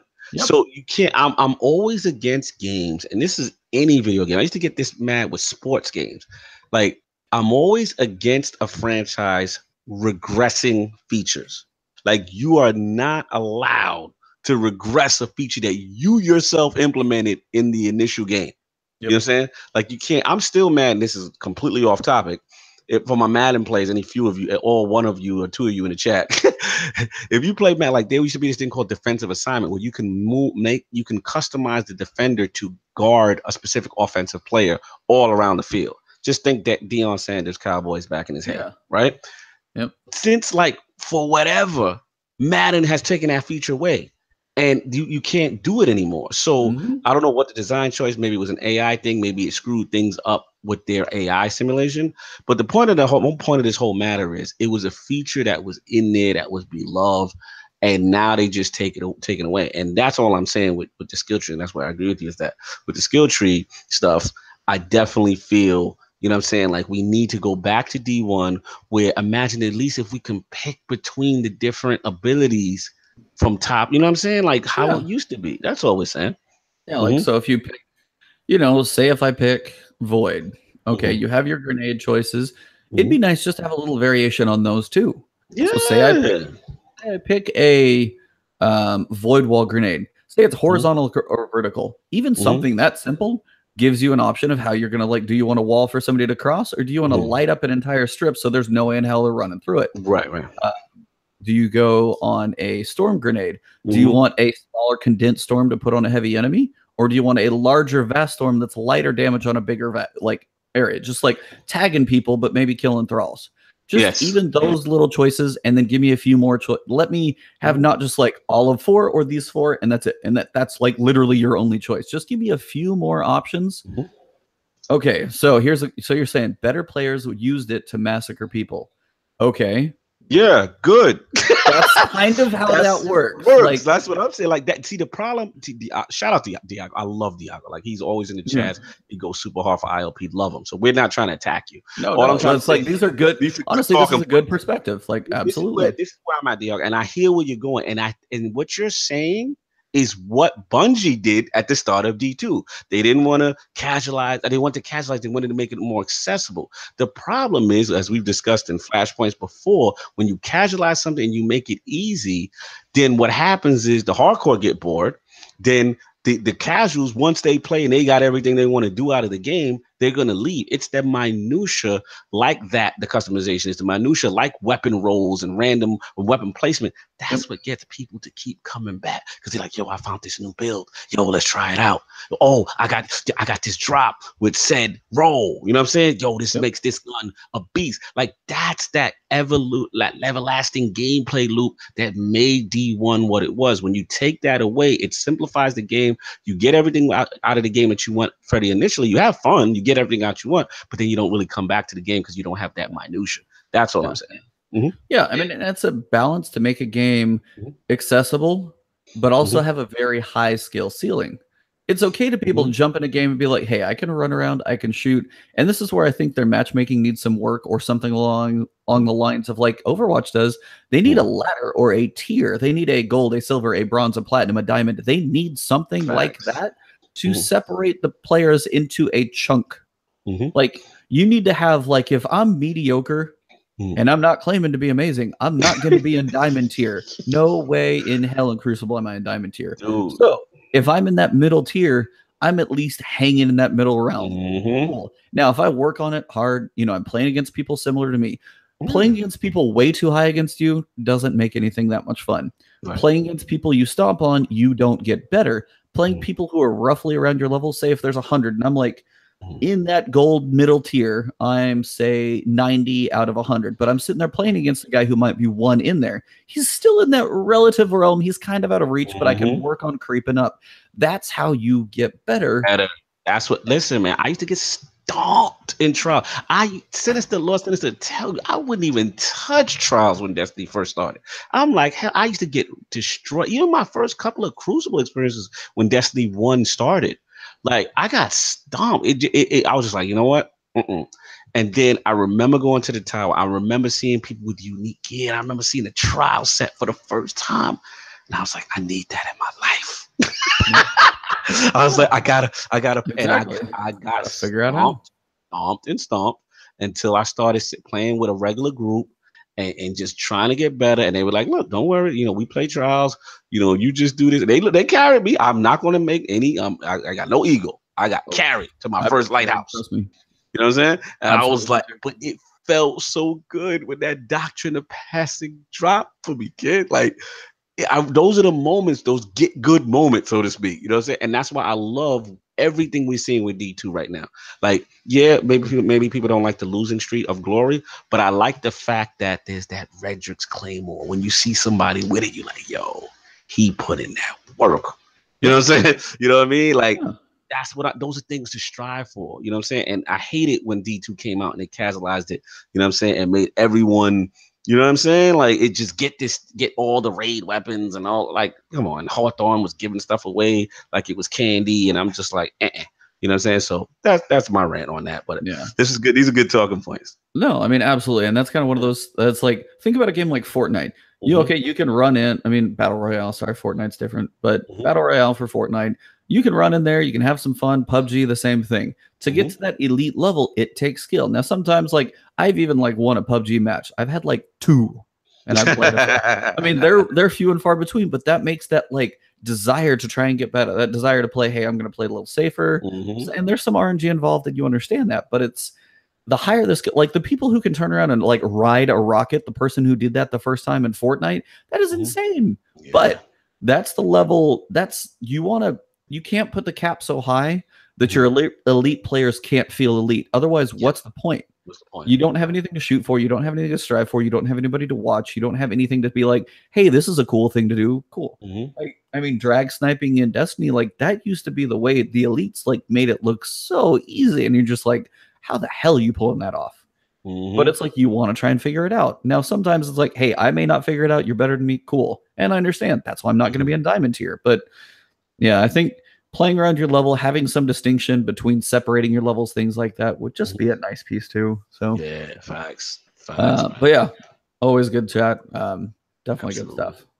Shout out to Diogo getting our minds working this morning. That's good. So yeah, it's like, I mean, Crucible, there's things, but I was like, I hope they're not gonna go screw the pooch on D3, but if they are working on it, like listen to some of these things, give me some more options, because again, sometimes I feel like D2 is still so committed into what it had to do to be a release in itself. They can't make system depth level changes like stats and armor and stuff, and I just have to get beside that. But anyway, so the old gods, there's some stuff on servers that are old. If you have old Halo stuff, go get it. Otherwise, it's going away. Simple. All right, cool. Simple. Next.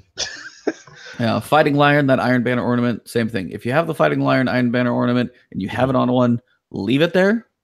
Otherwise, it's probably going to go. And it's going to be a while till you get it back. So if you have it equipped on the weapon, don't get rid of it. You'll hold on to it. For the rest of you guys, it's just they're going to work on fixing there's some glitch, and that's about it. Other than that, guys, you got a few videos. There's good old Cade from D1. Yo, that Cade video I did watch. That's kind of good. Did you see it? Yep. That's actually kind of good. So that one's pretty crazy. A couple of videos. Nightfall scores are crazy out of the top. If that's Slayer Age, not surprising he's in there. Beast. Yeah. So he even said like your Raspberry and PvE. So that basically wraps this one up. There's one little article came across and wanted to cover it quick with you guys. It's just a little bit about Forsaken, and we're just going to hit these, kind of get our thoughts on each point. So it's just 12 points about Forsaken. Cade is dead. Done. We kind of covered that. But yeah, 100% dead and not coming back. And further discussion reveals that yes, totally dead. So I mean, they made the weight, so we'll see how it turns out. Now, number 2's kind of cool. Now, when they did the reveal, there's like, hey, there's 8 barons you need to go through. One could be a sniper battle. One's this big melee guy. Okay, they have different feels. If you actually have the choice in the direction, because it says the campaign has a non-linear mission structure. Okay, so you've done this. You've gone through the campaign. We got to this point. All right, so now there's 8 trees you can go out, and it's your pick on which one you do. It's like a little Mega Man station. I'm like, that actually could be kind of cool. What else we got? So how difficult? Some may be heavy, some may be stronger. So you might have a limit in which order you go in. But if you think you got the sniper wits and they're a harder one to kill, but you can duke it out, maybe you get a little higher boosting gear. Who knows? Right. If it's non-linear, just like do these 5 in a row. I'm okay with that. Seriously. Yeah, I'm good with that. Year 2 is all about deep, long-term reasons to play. So hello. That's what we want. I mean, when we want the hobby, they keep saying the hobby. I mean, and that's a lot of what D1 was. It was a hobby to get on to do this stuff. Grinding for Gambit is going to be a whole bunch of people's time. And they've also said the expansion pass. Your thoughts on it or not? Like, no one's going to force you to buy the expansion pass. Right. The season, that stuff's always going to come out. Now, your new content, no one's going to say, yes, you have to go buy it. Right. But if you want to wait, just enjoy the first part of the game now, see how it is. That's fine. $40, I'm going to get more than that. And that's my personal preference. If you don't want to, fine. Yeah. But the fact that I think what they're going to add is less cinematic story because, I mean, no offense, like Curse of Osiris and Warmind, they kind of give me the hurt and the feels. It just, it kind of sucks. And I mean, it's unrealized potential with both of those drastically. Yep. You have Osiris, which is one of the biggest talked about people in all of D1, and then the Warmind, which I was all around in like this like everywhere. You finally get to see both of them for about 5 seconds, and you're like, "What the hell? How are they not a new thing? How are they not more involved?" Like, so if they can't get that stuff right, or they got to put Mylan on D3 to make it feel right, cool. If for now your D2 season pass is going to run like this. And honestly, here's another piece to think about as well. You have games, they're pumping out content. Some people are like, hey, it's not that much. What does Call of Duty give you? A few maps? Maybe one zombie map? I mean, you don't get a lot in your season passes generally. You're going to have PvE content. You're going to have a strike or two. You're going to have new weapons. You're going to have new things like that. Not many other games can push that much out that quickly in the first place anyway. Right. And the ones that do, you pay a monthly fee to do it. That is true. So you have something like World of Warcraft that's $12 a month. Cool. They give you big, huge patches because they get $150 out of you a year. You're paying a chunk. But when you do that and you actually have the content to do it, that's fine. They're trying to get $35 out of us for a full year of content to give us more things to do, more activities, more maps, more guns, more everything. And everybody's complaining about price. I'm sorry when it comes to the game price. Sorry, I'm ranting here. No, go for it. Go for it. I was like, when it comes to the game, when it comes to the game price thing, you know, Nintendo 64 games used to be $80. And now they have fallen back down to $60. And now people complain about the free-to-play games. The amount of time and effort put into all these and the amount of money spent to make a game probably would blow the doors off of you or if you were trying to run a business. Making a video game is hard as hell. Honestly, I'm with you. Couldn't finish. I got something. So honestly, when it comes to asking for like $35 for what is basically like a subscription, but not, if this is your hobby and you want to play it, fine. No one's going to force you into that pass. And $40 for basically what is a game. Now, my only caveat to this before I let you go is the fact that I really hope they get their crap together and somehow either bundle it or something where if you're going to buy Forsaken, it's $60 and it includes everything from D1. Buying the previous 2 expansions, for me, I'll say it's shit. It is absolute garbage. That is the one piece about this I hate. That's because BS. If you want to get into Forsaken, fine, let me buy Forsaken. Realize that not everybody wants it, and if you don't want to go play the old story content, fine. But do a point in D1 or in Forsaken, it just wraps it all in there. You've had your year to try and get your money out of that. It's time for the new one. Period. I agree. That's my one piece. Fix the 2 that you require that. I would, if Forsaken was 60, but you didn't have to buy the old ones, I'd still be more okay with it. Yeah, absolutely. If they make Forsaken, 60 is a new game and it has all this stuff, I'm cool with that. You know what I'm saying? Or if you buy the combo like the Forsaken and the annual pass, it wraps up everything. You got D2 year 1 completely in there as well. Like if you're gonna spend 70, be done with it. You don't cut them in half. Don't cut your base in half. Don't limit it. You got Division 2 going full annual pass for free. Well, you're stealing all the points, E. I know. Let me get in. All right. So, but yeah, I was like, you got other games going free. You got other stuff. Like, I understand they have a lot to do, but you still like make it just like any free game. I would rather buy a free-to-play game on a phone for $20 and just have all this stuff, then like nickel and dime me to death. Like, give me the option. So No, I'm with you. I mean, like I said, the thing right now is that the reason why the scoring is coming their way, literally, is that the problem is the climate has changed, and you got games like Anthem, Division 2, changing their model to not to basically give you expansions for free, right? Yep. So there's that aspect, you know what I'm saying? And then we have, the microtransaction aspect and all that other stuff. And let's be honest, Activision has not been the greatest. We just got sold, well, I got sold because I got weak and I bought it. The damn Iron Banner emo. I'm not gonna lie to you. This is Iron Law podcast, so I'm a little, I was swayed. I was weak. I got the emote, man. But ultimately it's one of those things where it's just like, they've gotta work on that whole reputation with these kind of microtransaction and things, and being with the climate with Destiny, that obviously expansions are not free. Now I do not expect that art team, marketing team, all these teams that put in all this amount of time to sit there and be like, because you know what I'm saying? People that are like, oh, it's supposed to be free because they messed up. No. You know what I'm saying? no, it's not free for sure. That's not right. Yeah, like I'm seeing that, and that to me that's nonsense. Like when someone's like, "Yo," that's like buying a car, getting all this use out of it, right? And then you're like, "Oh, well, it's not good as last year's model." Okay, good, but you got enjoyment out of it. You played it, you played. If you were so disgusted, you should have took it back initially, right, and traded and be done. You don't come back to. So all this now that you're seeing that the latest installment of the game, quote unquote, new car model, right, is looking everything great. Like you're supposed to get some type of refund or rebate because of last year. Nah, man, you paid that money. It is what it is. You know what I'm saying? You can't go back now. And that's the only thing I completely disagree with. You know what I mean? So they still got ways to go with certain things. I hope they handle the Forsaken owning content stuff. I hope they handle that and make it 60. Because to make somebody spend $180, that's crazy. I'm pretty confident that's not going to happen. I'm very confident they're going to do some all, year one edition or whatever it is. Right. And that's what I'm waiting on. Yeah. Is that they made the thing. They said the announcement is going to come, you know what I'm saying, at another time, that kind of joint. You know what I'm saying? So what you got?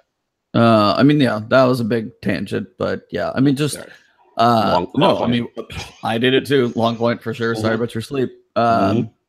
But they said they give you long-term reasons to play. If they do more things like Gambit, more things like Escalation Protocol, more raids, more in-game stuff like that, and they like, hey, the story is not the big focus this time around, it's fine. Honestly, I'm okay with that. So that's what gives us the hobby anyway. So straight up.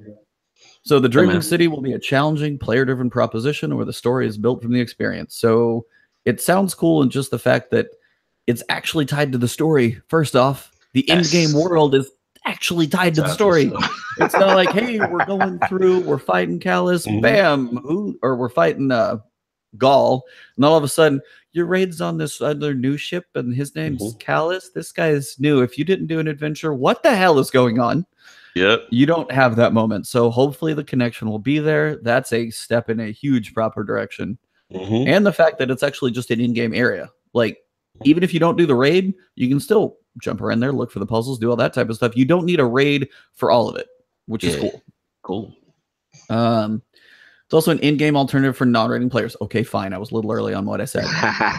It connects to the actions they do. They said raiding is hard, but they want to give more people an option to go explore that whole area, run around, still solve some puzzles. Then if you want to go to a raid, do that. Now, one thing I do want to say, normal difficulty Nightfall has to get matchmaking. Normal difficulty raid, after about a month or two, put matchmaking in there. Give them a little while. Nightfall, regular Nightfalls, if they have to stay at 270, my God, that needs to be normal. If you want matchmaking. If you want a raid race in groups, that's fine. Have some people out there. And give people, hey, this is a match-made raid. Dumb it down a little bit. Yeah. I don't care. Like, World did that too. They had match-made raids. They're like, okay, here's this. If you don't have it all, I mean, be like, hey, you have to have a mic test. We need to hear your voice type thing. But once you do that, go for that. And they're worried about, they're so afraid. But I'm sorry, too many people have done LFGs and other stuff anyway. You're just keeping people out of it. So stop it. Yeah, I mean, and the problem is that what is it? Guided game just sucks. It's still not where it needs Guided, to be. I think Paul Tassi said it best. Guided games is really slow, crappy matchmaking. Pretty much, yeah. That's all it is. It's Hmm. crappy, slow matchmaking that doesn't make anything better. It just makes everything worse. Hmm. So, is this your photo right here on the bottom of my page for the Queen, maybe, or is this something else? No, that's not. That's not. Okay, I still haven't seen it, so I gotta look for it. Mm-hmm.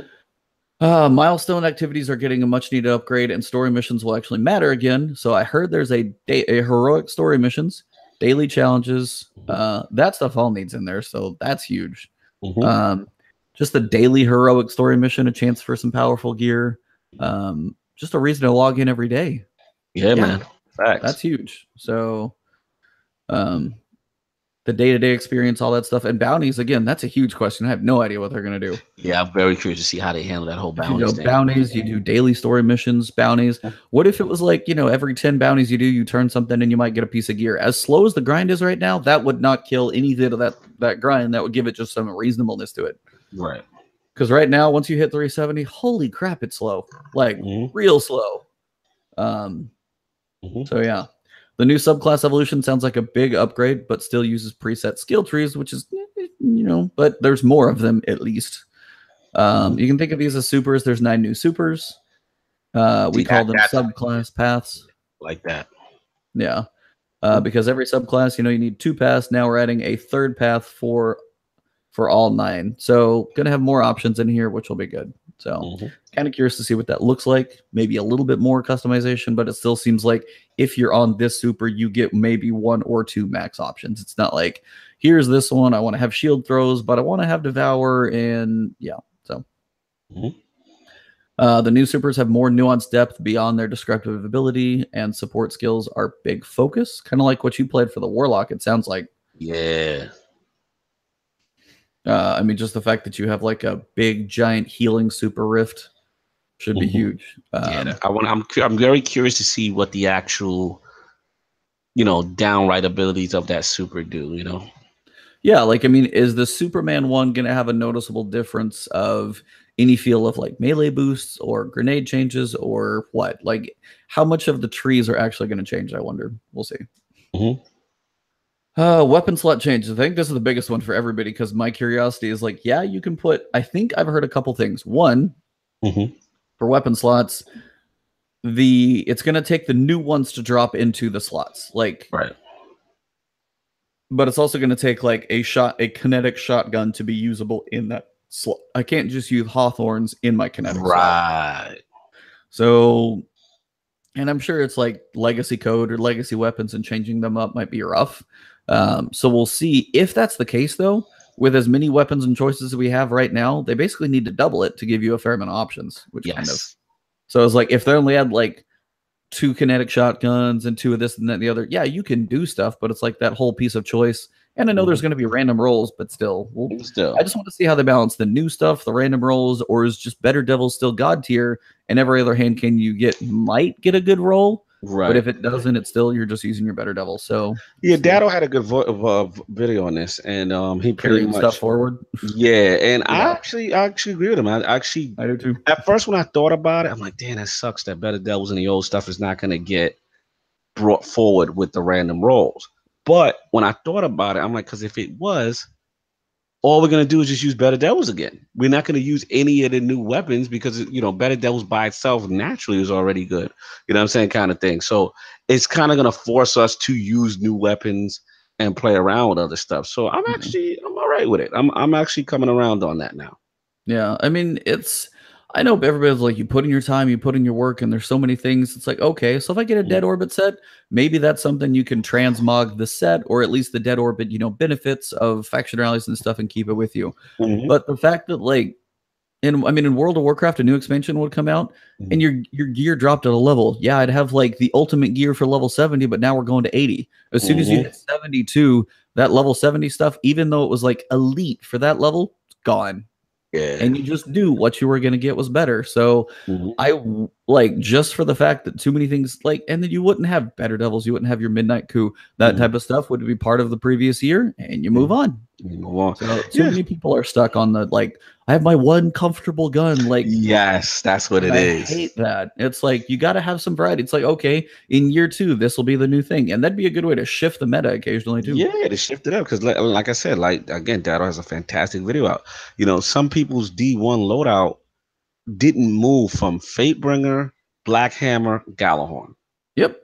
You literally had everything from every situation. And when they brought out House of Wolves with Etheric Light, you know, you just level those stuff up again, you know what I'm saying? And you're still using the same loadout that you always use. So to me, it's exciting to see, okay, the new Forsaken weapons are all going to have, you know what I'm saying? Like random rolls and stuff like that. And now, you know, some other archetypes that maybe weren't as good in the beginning of D2 now become better with these extra perks and these rolls on them. So we're going to see. Atlas One Gaming, it should be $40, man. Yeah, game only. Oh, you got him. You got him for me. Thank you. Yeah, I got you in chat. So that's just one of those that I think it's like, yeah, it's like, oh, I spent all this time grinding for it. Okay, that's fine. You've had it for a while. You've had it for months. It's time for all of year 2. Year 2's new. Find something new. But I don't want to change. I this is content that I bought. Get over it. I about said something I shouldn't in there. Just get over it. I love it.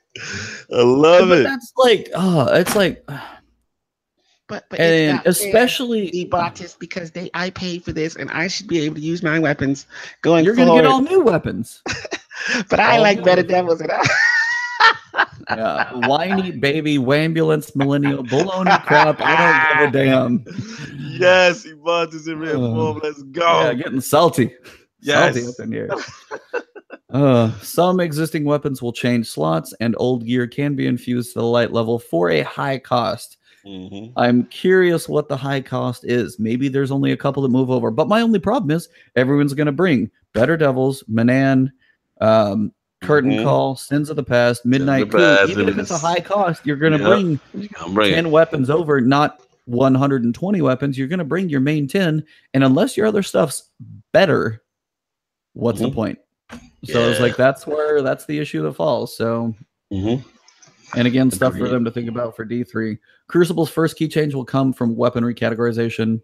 Yeah, it's just going to be like, so what if Better Devils moves? What if other things move around? And like, what if you can't use Better Devils and Graviton at the same time? It's gonna be interesting. Yeah, it's like just to see where things shift around should be. So I mean, if they move stuff around, that at least gives some things kind of a switch. So builds will have to change. Yes. So you can't. So I mean, what if you'd use Better Devils and Anio at the same time? Yeah, man. Listen, this is exciting stuff. I love that type of stuff, you know. And it's basically you go through that process of learning what the new meta is, right? Yep. That's exciting. Fun. It's part of the fun. And then like it's fun, like when I remember the early starts of an expansion, I kind of find like a flow, and I'm like, oh, this combination here is sick, or this where people don't know about this. Like it's a fun thing. I enjoy it, and then it also gets you to try different things. Like instead of just get out your comfort zone. Get out your little whiny comfort zone of playing using the same weapon and then try to figure it out. That's what I would say. And that actually looks like from D1, but they said the Void Hunter, simple for the fact that I don't know if you guys are picking up or not. So if you're playing Gambit, apparently Void Hunters have been going to be able to see through walls. Yeah, what's that about? I don't know. That sounds scary. That's they talk about there. Warlocks getting all. We need the love. Look what's going on here. Yeah, this is just literally all it says. Void Hunters have been complaining for a long time their subclass of choice is weak in PvP, largely due to the underpowered and inconsistent effect of super. I will agree with that. I'm sorry, a direct with the bow should kill you. Doesn't matter. But well, now you can see through walls. Happy now, you literally have a cheating as a subclass ability. That's insane. What is it like? I don't know. Crazy X-ray vision or something? Like, I don't know, bro. That we gotta see about this. So, yeah. All the crazy banana-ness aside, it's been interesting. So July 17th is not that far. It'll be 6 days after my birthday. So, a little thing to look forward to after that. Nice. But generally, we've got that coming up. The fall is going to be crazy. I mean, new Crucible mode, by the way, that's not Gambit. That's a different Crucible mode. So that's a good thing. Yep. More maps, both like okay, like things to fix. Just the shader system. I Yes, want to see please. the mods for just the whole shader system. I'm sorry, if Hmm. you unlock a shader, be done with it. Quit trying to make them a consumable. It's so stupid. Hmm. Weapon slot changes, weapon randomization, in-game triumphs, gear collections, vault space, in-game lore, more new bounties. I love how they're bounties, new bounties, like New even more. baddies. Woo. Yeah, power mattering and Iron Banner and Trials. Like, there's a lot of good things, and Gambit is a whole new world. So, if you want a whole new world from Aladdin, um, Yo, you did. so we got a lot of good Hilarious. stuff to look forward to. I don't know. I mean, how you feeling after E3? Is anything you gonna still get your D2 on come fall, or 14,000 other games gonna take it away from you? Listen, I mean, I'm still gonna play. I mean, I'm excited. That's why I remember when we talked at the very beginning of this flashpoint. I think the showing the K death was necessary. Yeah. You had like that. It just hit. I shout out to Miss Way to 5000 bring it Watch. full circle, by the way. Nicely done. Yeah, remember we, you know what I'm saying? Like Yeah. we brought it full circle, baby. Like it really gave you that emotional kick. It made people angry. It made people emotional. Like how it didn't. You just thought about the future. Like how is shout out to what you call it in the chat, Alice One Gaming. Like how is Destiny gonna move forward? Like it's all these questions now, right? He was the levity. He was all these things. So now we get to see, from a narrative standpoint, how they handle that, who's the new Hunter Vanguard, what's going on with that. And then the vibe I'm getting, there's a lot of layers to this Aldrin thing, you know? Yeah, And I heard one thing that he might not even be the big baddie of all. yeah, But like there's there's so much what you heard. no, just like Aldrin is not like your end game. There's more beyond, which I'll be really Right. curious about. So Very curious about that. I want to see where they go with that. Then we got the whole awoken city, right? You know what I'm yep. saying? Like like my character's an awoken character. You know what I'm saying? So it's like I've always wanted to know more about that lore and more about that, and then that raid being there and that dedicated place. There's a lot of things they can go. There's a lot of directions they can go that can really get this thing popping. And like I said, I'm very excited. Besides, like I said, but I think the K death had to happen. I mean, not it had to happen, but it had to be revealed to get the juice flowing. Because if you just show a regular trailer, you don't show any Aldrin, you just show people are like, oh, it's just they reusing assets. It's at the reef. It's trash. I could already tell you like that's what people are gonna say. And now it's like, oh, they body Cade though. Oh, you know what I'm saying? Like when I saw, when I knew it was real when the ghost got killed. Yep. I saw that and I was like, uh-oh. Oh no. There's that moment of uh-oh. Yeah, I was like, oh no. So that's when, we're gonna see. We're gonna see, man. So, well, thank you guys for sticking with us. Mhm. Yeah, it's been a couple of weeks. We had a lot to get out there. I know we got off on a couple tangents. I mean, the armor, it's stepping in the right direction. Again, little things. But honestly, it's like the bigger stuff. Like we got a lot of questions, and Summer of Solstice will be a dabble. They're gonna have to talk about the prestige raid layers, see what's going on with those, because I honestly think that's still too late to matter. Yeah. But bounties is probably my bigger question. I want to know what they're doing. But other than that, we got a lot to look forward to. Again, we'll try and get back to a consistent basis. I think we're both home for a little bit. I know I'll be gone for a week in late July, but that'll probably be after the solstice, so we'll probably be all right. But yeah, then we get to look forward to the fall, and if you're a gamer, it's a good time to be alive. There's a lot to play, and there will be more this year. There's an insane amount of stuff to play this year. So. Yeah, tons of stuff, man. Oh, the backlog is gonna be crazy. Yep. All right, guys. Well, I mean, I think that's a good place to wrap it. So yeah, thank you guys for all the content, the chat. Always definitely appreciate all you guys hanging out with us for nearly 2 hours, which is bananas, but thanks. Long point every time. Long point. But yeah, for me, if you guys see on the thumbnails, Cognito got a nice new logo redesign. So shout out to him. It's looking snazzy. I'm working on mine as well. I'm working on some tweaks. I'm going to have a couple options, but yeah, sticking with my cheetah theme, but we're going to crank it up to a little better looking. And can't wait. So yeah, I mean, otherwise, you guys know where to find me, twitch.tv/Ebontis, twitter.com, Ebontis, and on YouTube. Follow the channel, subscribe, hit the alert bells, likes, comments. You guys know all the good stuff. Those little things like that, I know you guys hear them in a lot of videos, but they help our channels really and help our us, little man. worlds a lot more than you know. So if you drop a like, if you enjoy what you like watching and keep coming back. Hit those subscribe buttons, guys. It helps a ton. So thank you. It makes the things like your E3 trip even possible. So no, I appreciate it, man. Yeah, absolutely. Because definitely what you're saying is very important. Like anytime you guys jump in the chat, even if it's for a second, it really means a lot. You guys hit the like, you actually subscribe. We're trying to put out good content for you, obviously with E3 and other things. And then you obviously know where to find me at Lord Cognito on Twitter and all that good stuff. Lord Cognito on Xbox and Cognito 360 on PlayStation. As far as this Sunday, the Lord's Day, will return. The Inner Circle Network. We're gonna have a special episode, so I'll break it here. I tend to break guests on Flashpoint, but we will have the design director from Undead Labs, the NPD winning State of Decay. Nice. So yeah, man, we're gonna have Richard Fogey in the building. It's gonna be fun. Should be a good one. Please tune in. Please support. We're not gonna softball. We're gonna ask tough questions too. You know what I'm saying? Yep. But and also obviously we're gonna talk about the Microsoft acquisition. You know what I'm saying? Because that now hopefully goes from a AA experience to a AAA experience. So please tune in Sunday, 1 p.m. Eastern, the Inner Circle Network. Sunday is the Lord's Day. Richard Fogey will be in the building, so stay tuned for that. Sweet. That'll be awesome. Looking forward to it. But yeah, that's what we'll leave you guys. Enjoy your weekend. Have yourselves a good one, whether you're cooking like I am down here in Texas, like fry an egg on the sidewalk, or if you got something a little more comfortable farther north, enjoy it. But it's a toasty one. But to all you guys out there, good afternoon, good morning, or good evening around the world, wherever you're checking us out. Thank you guys and have a good one. All right, so peace.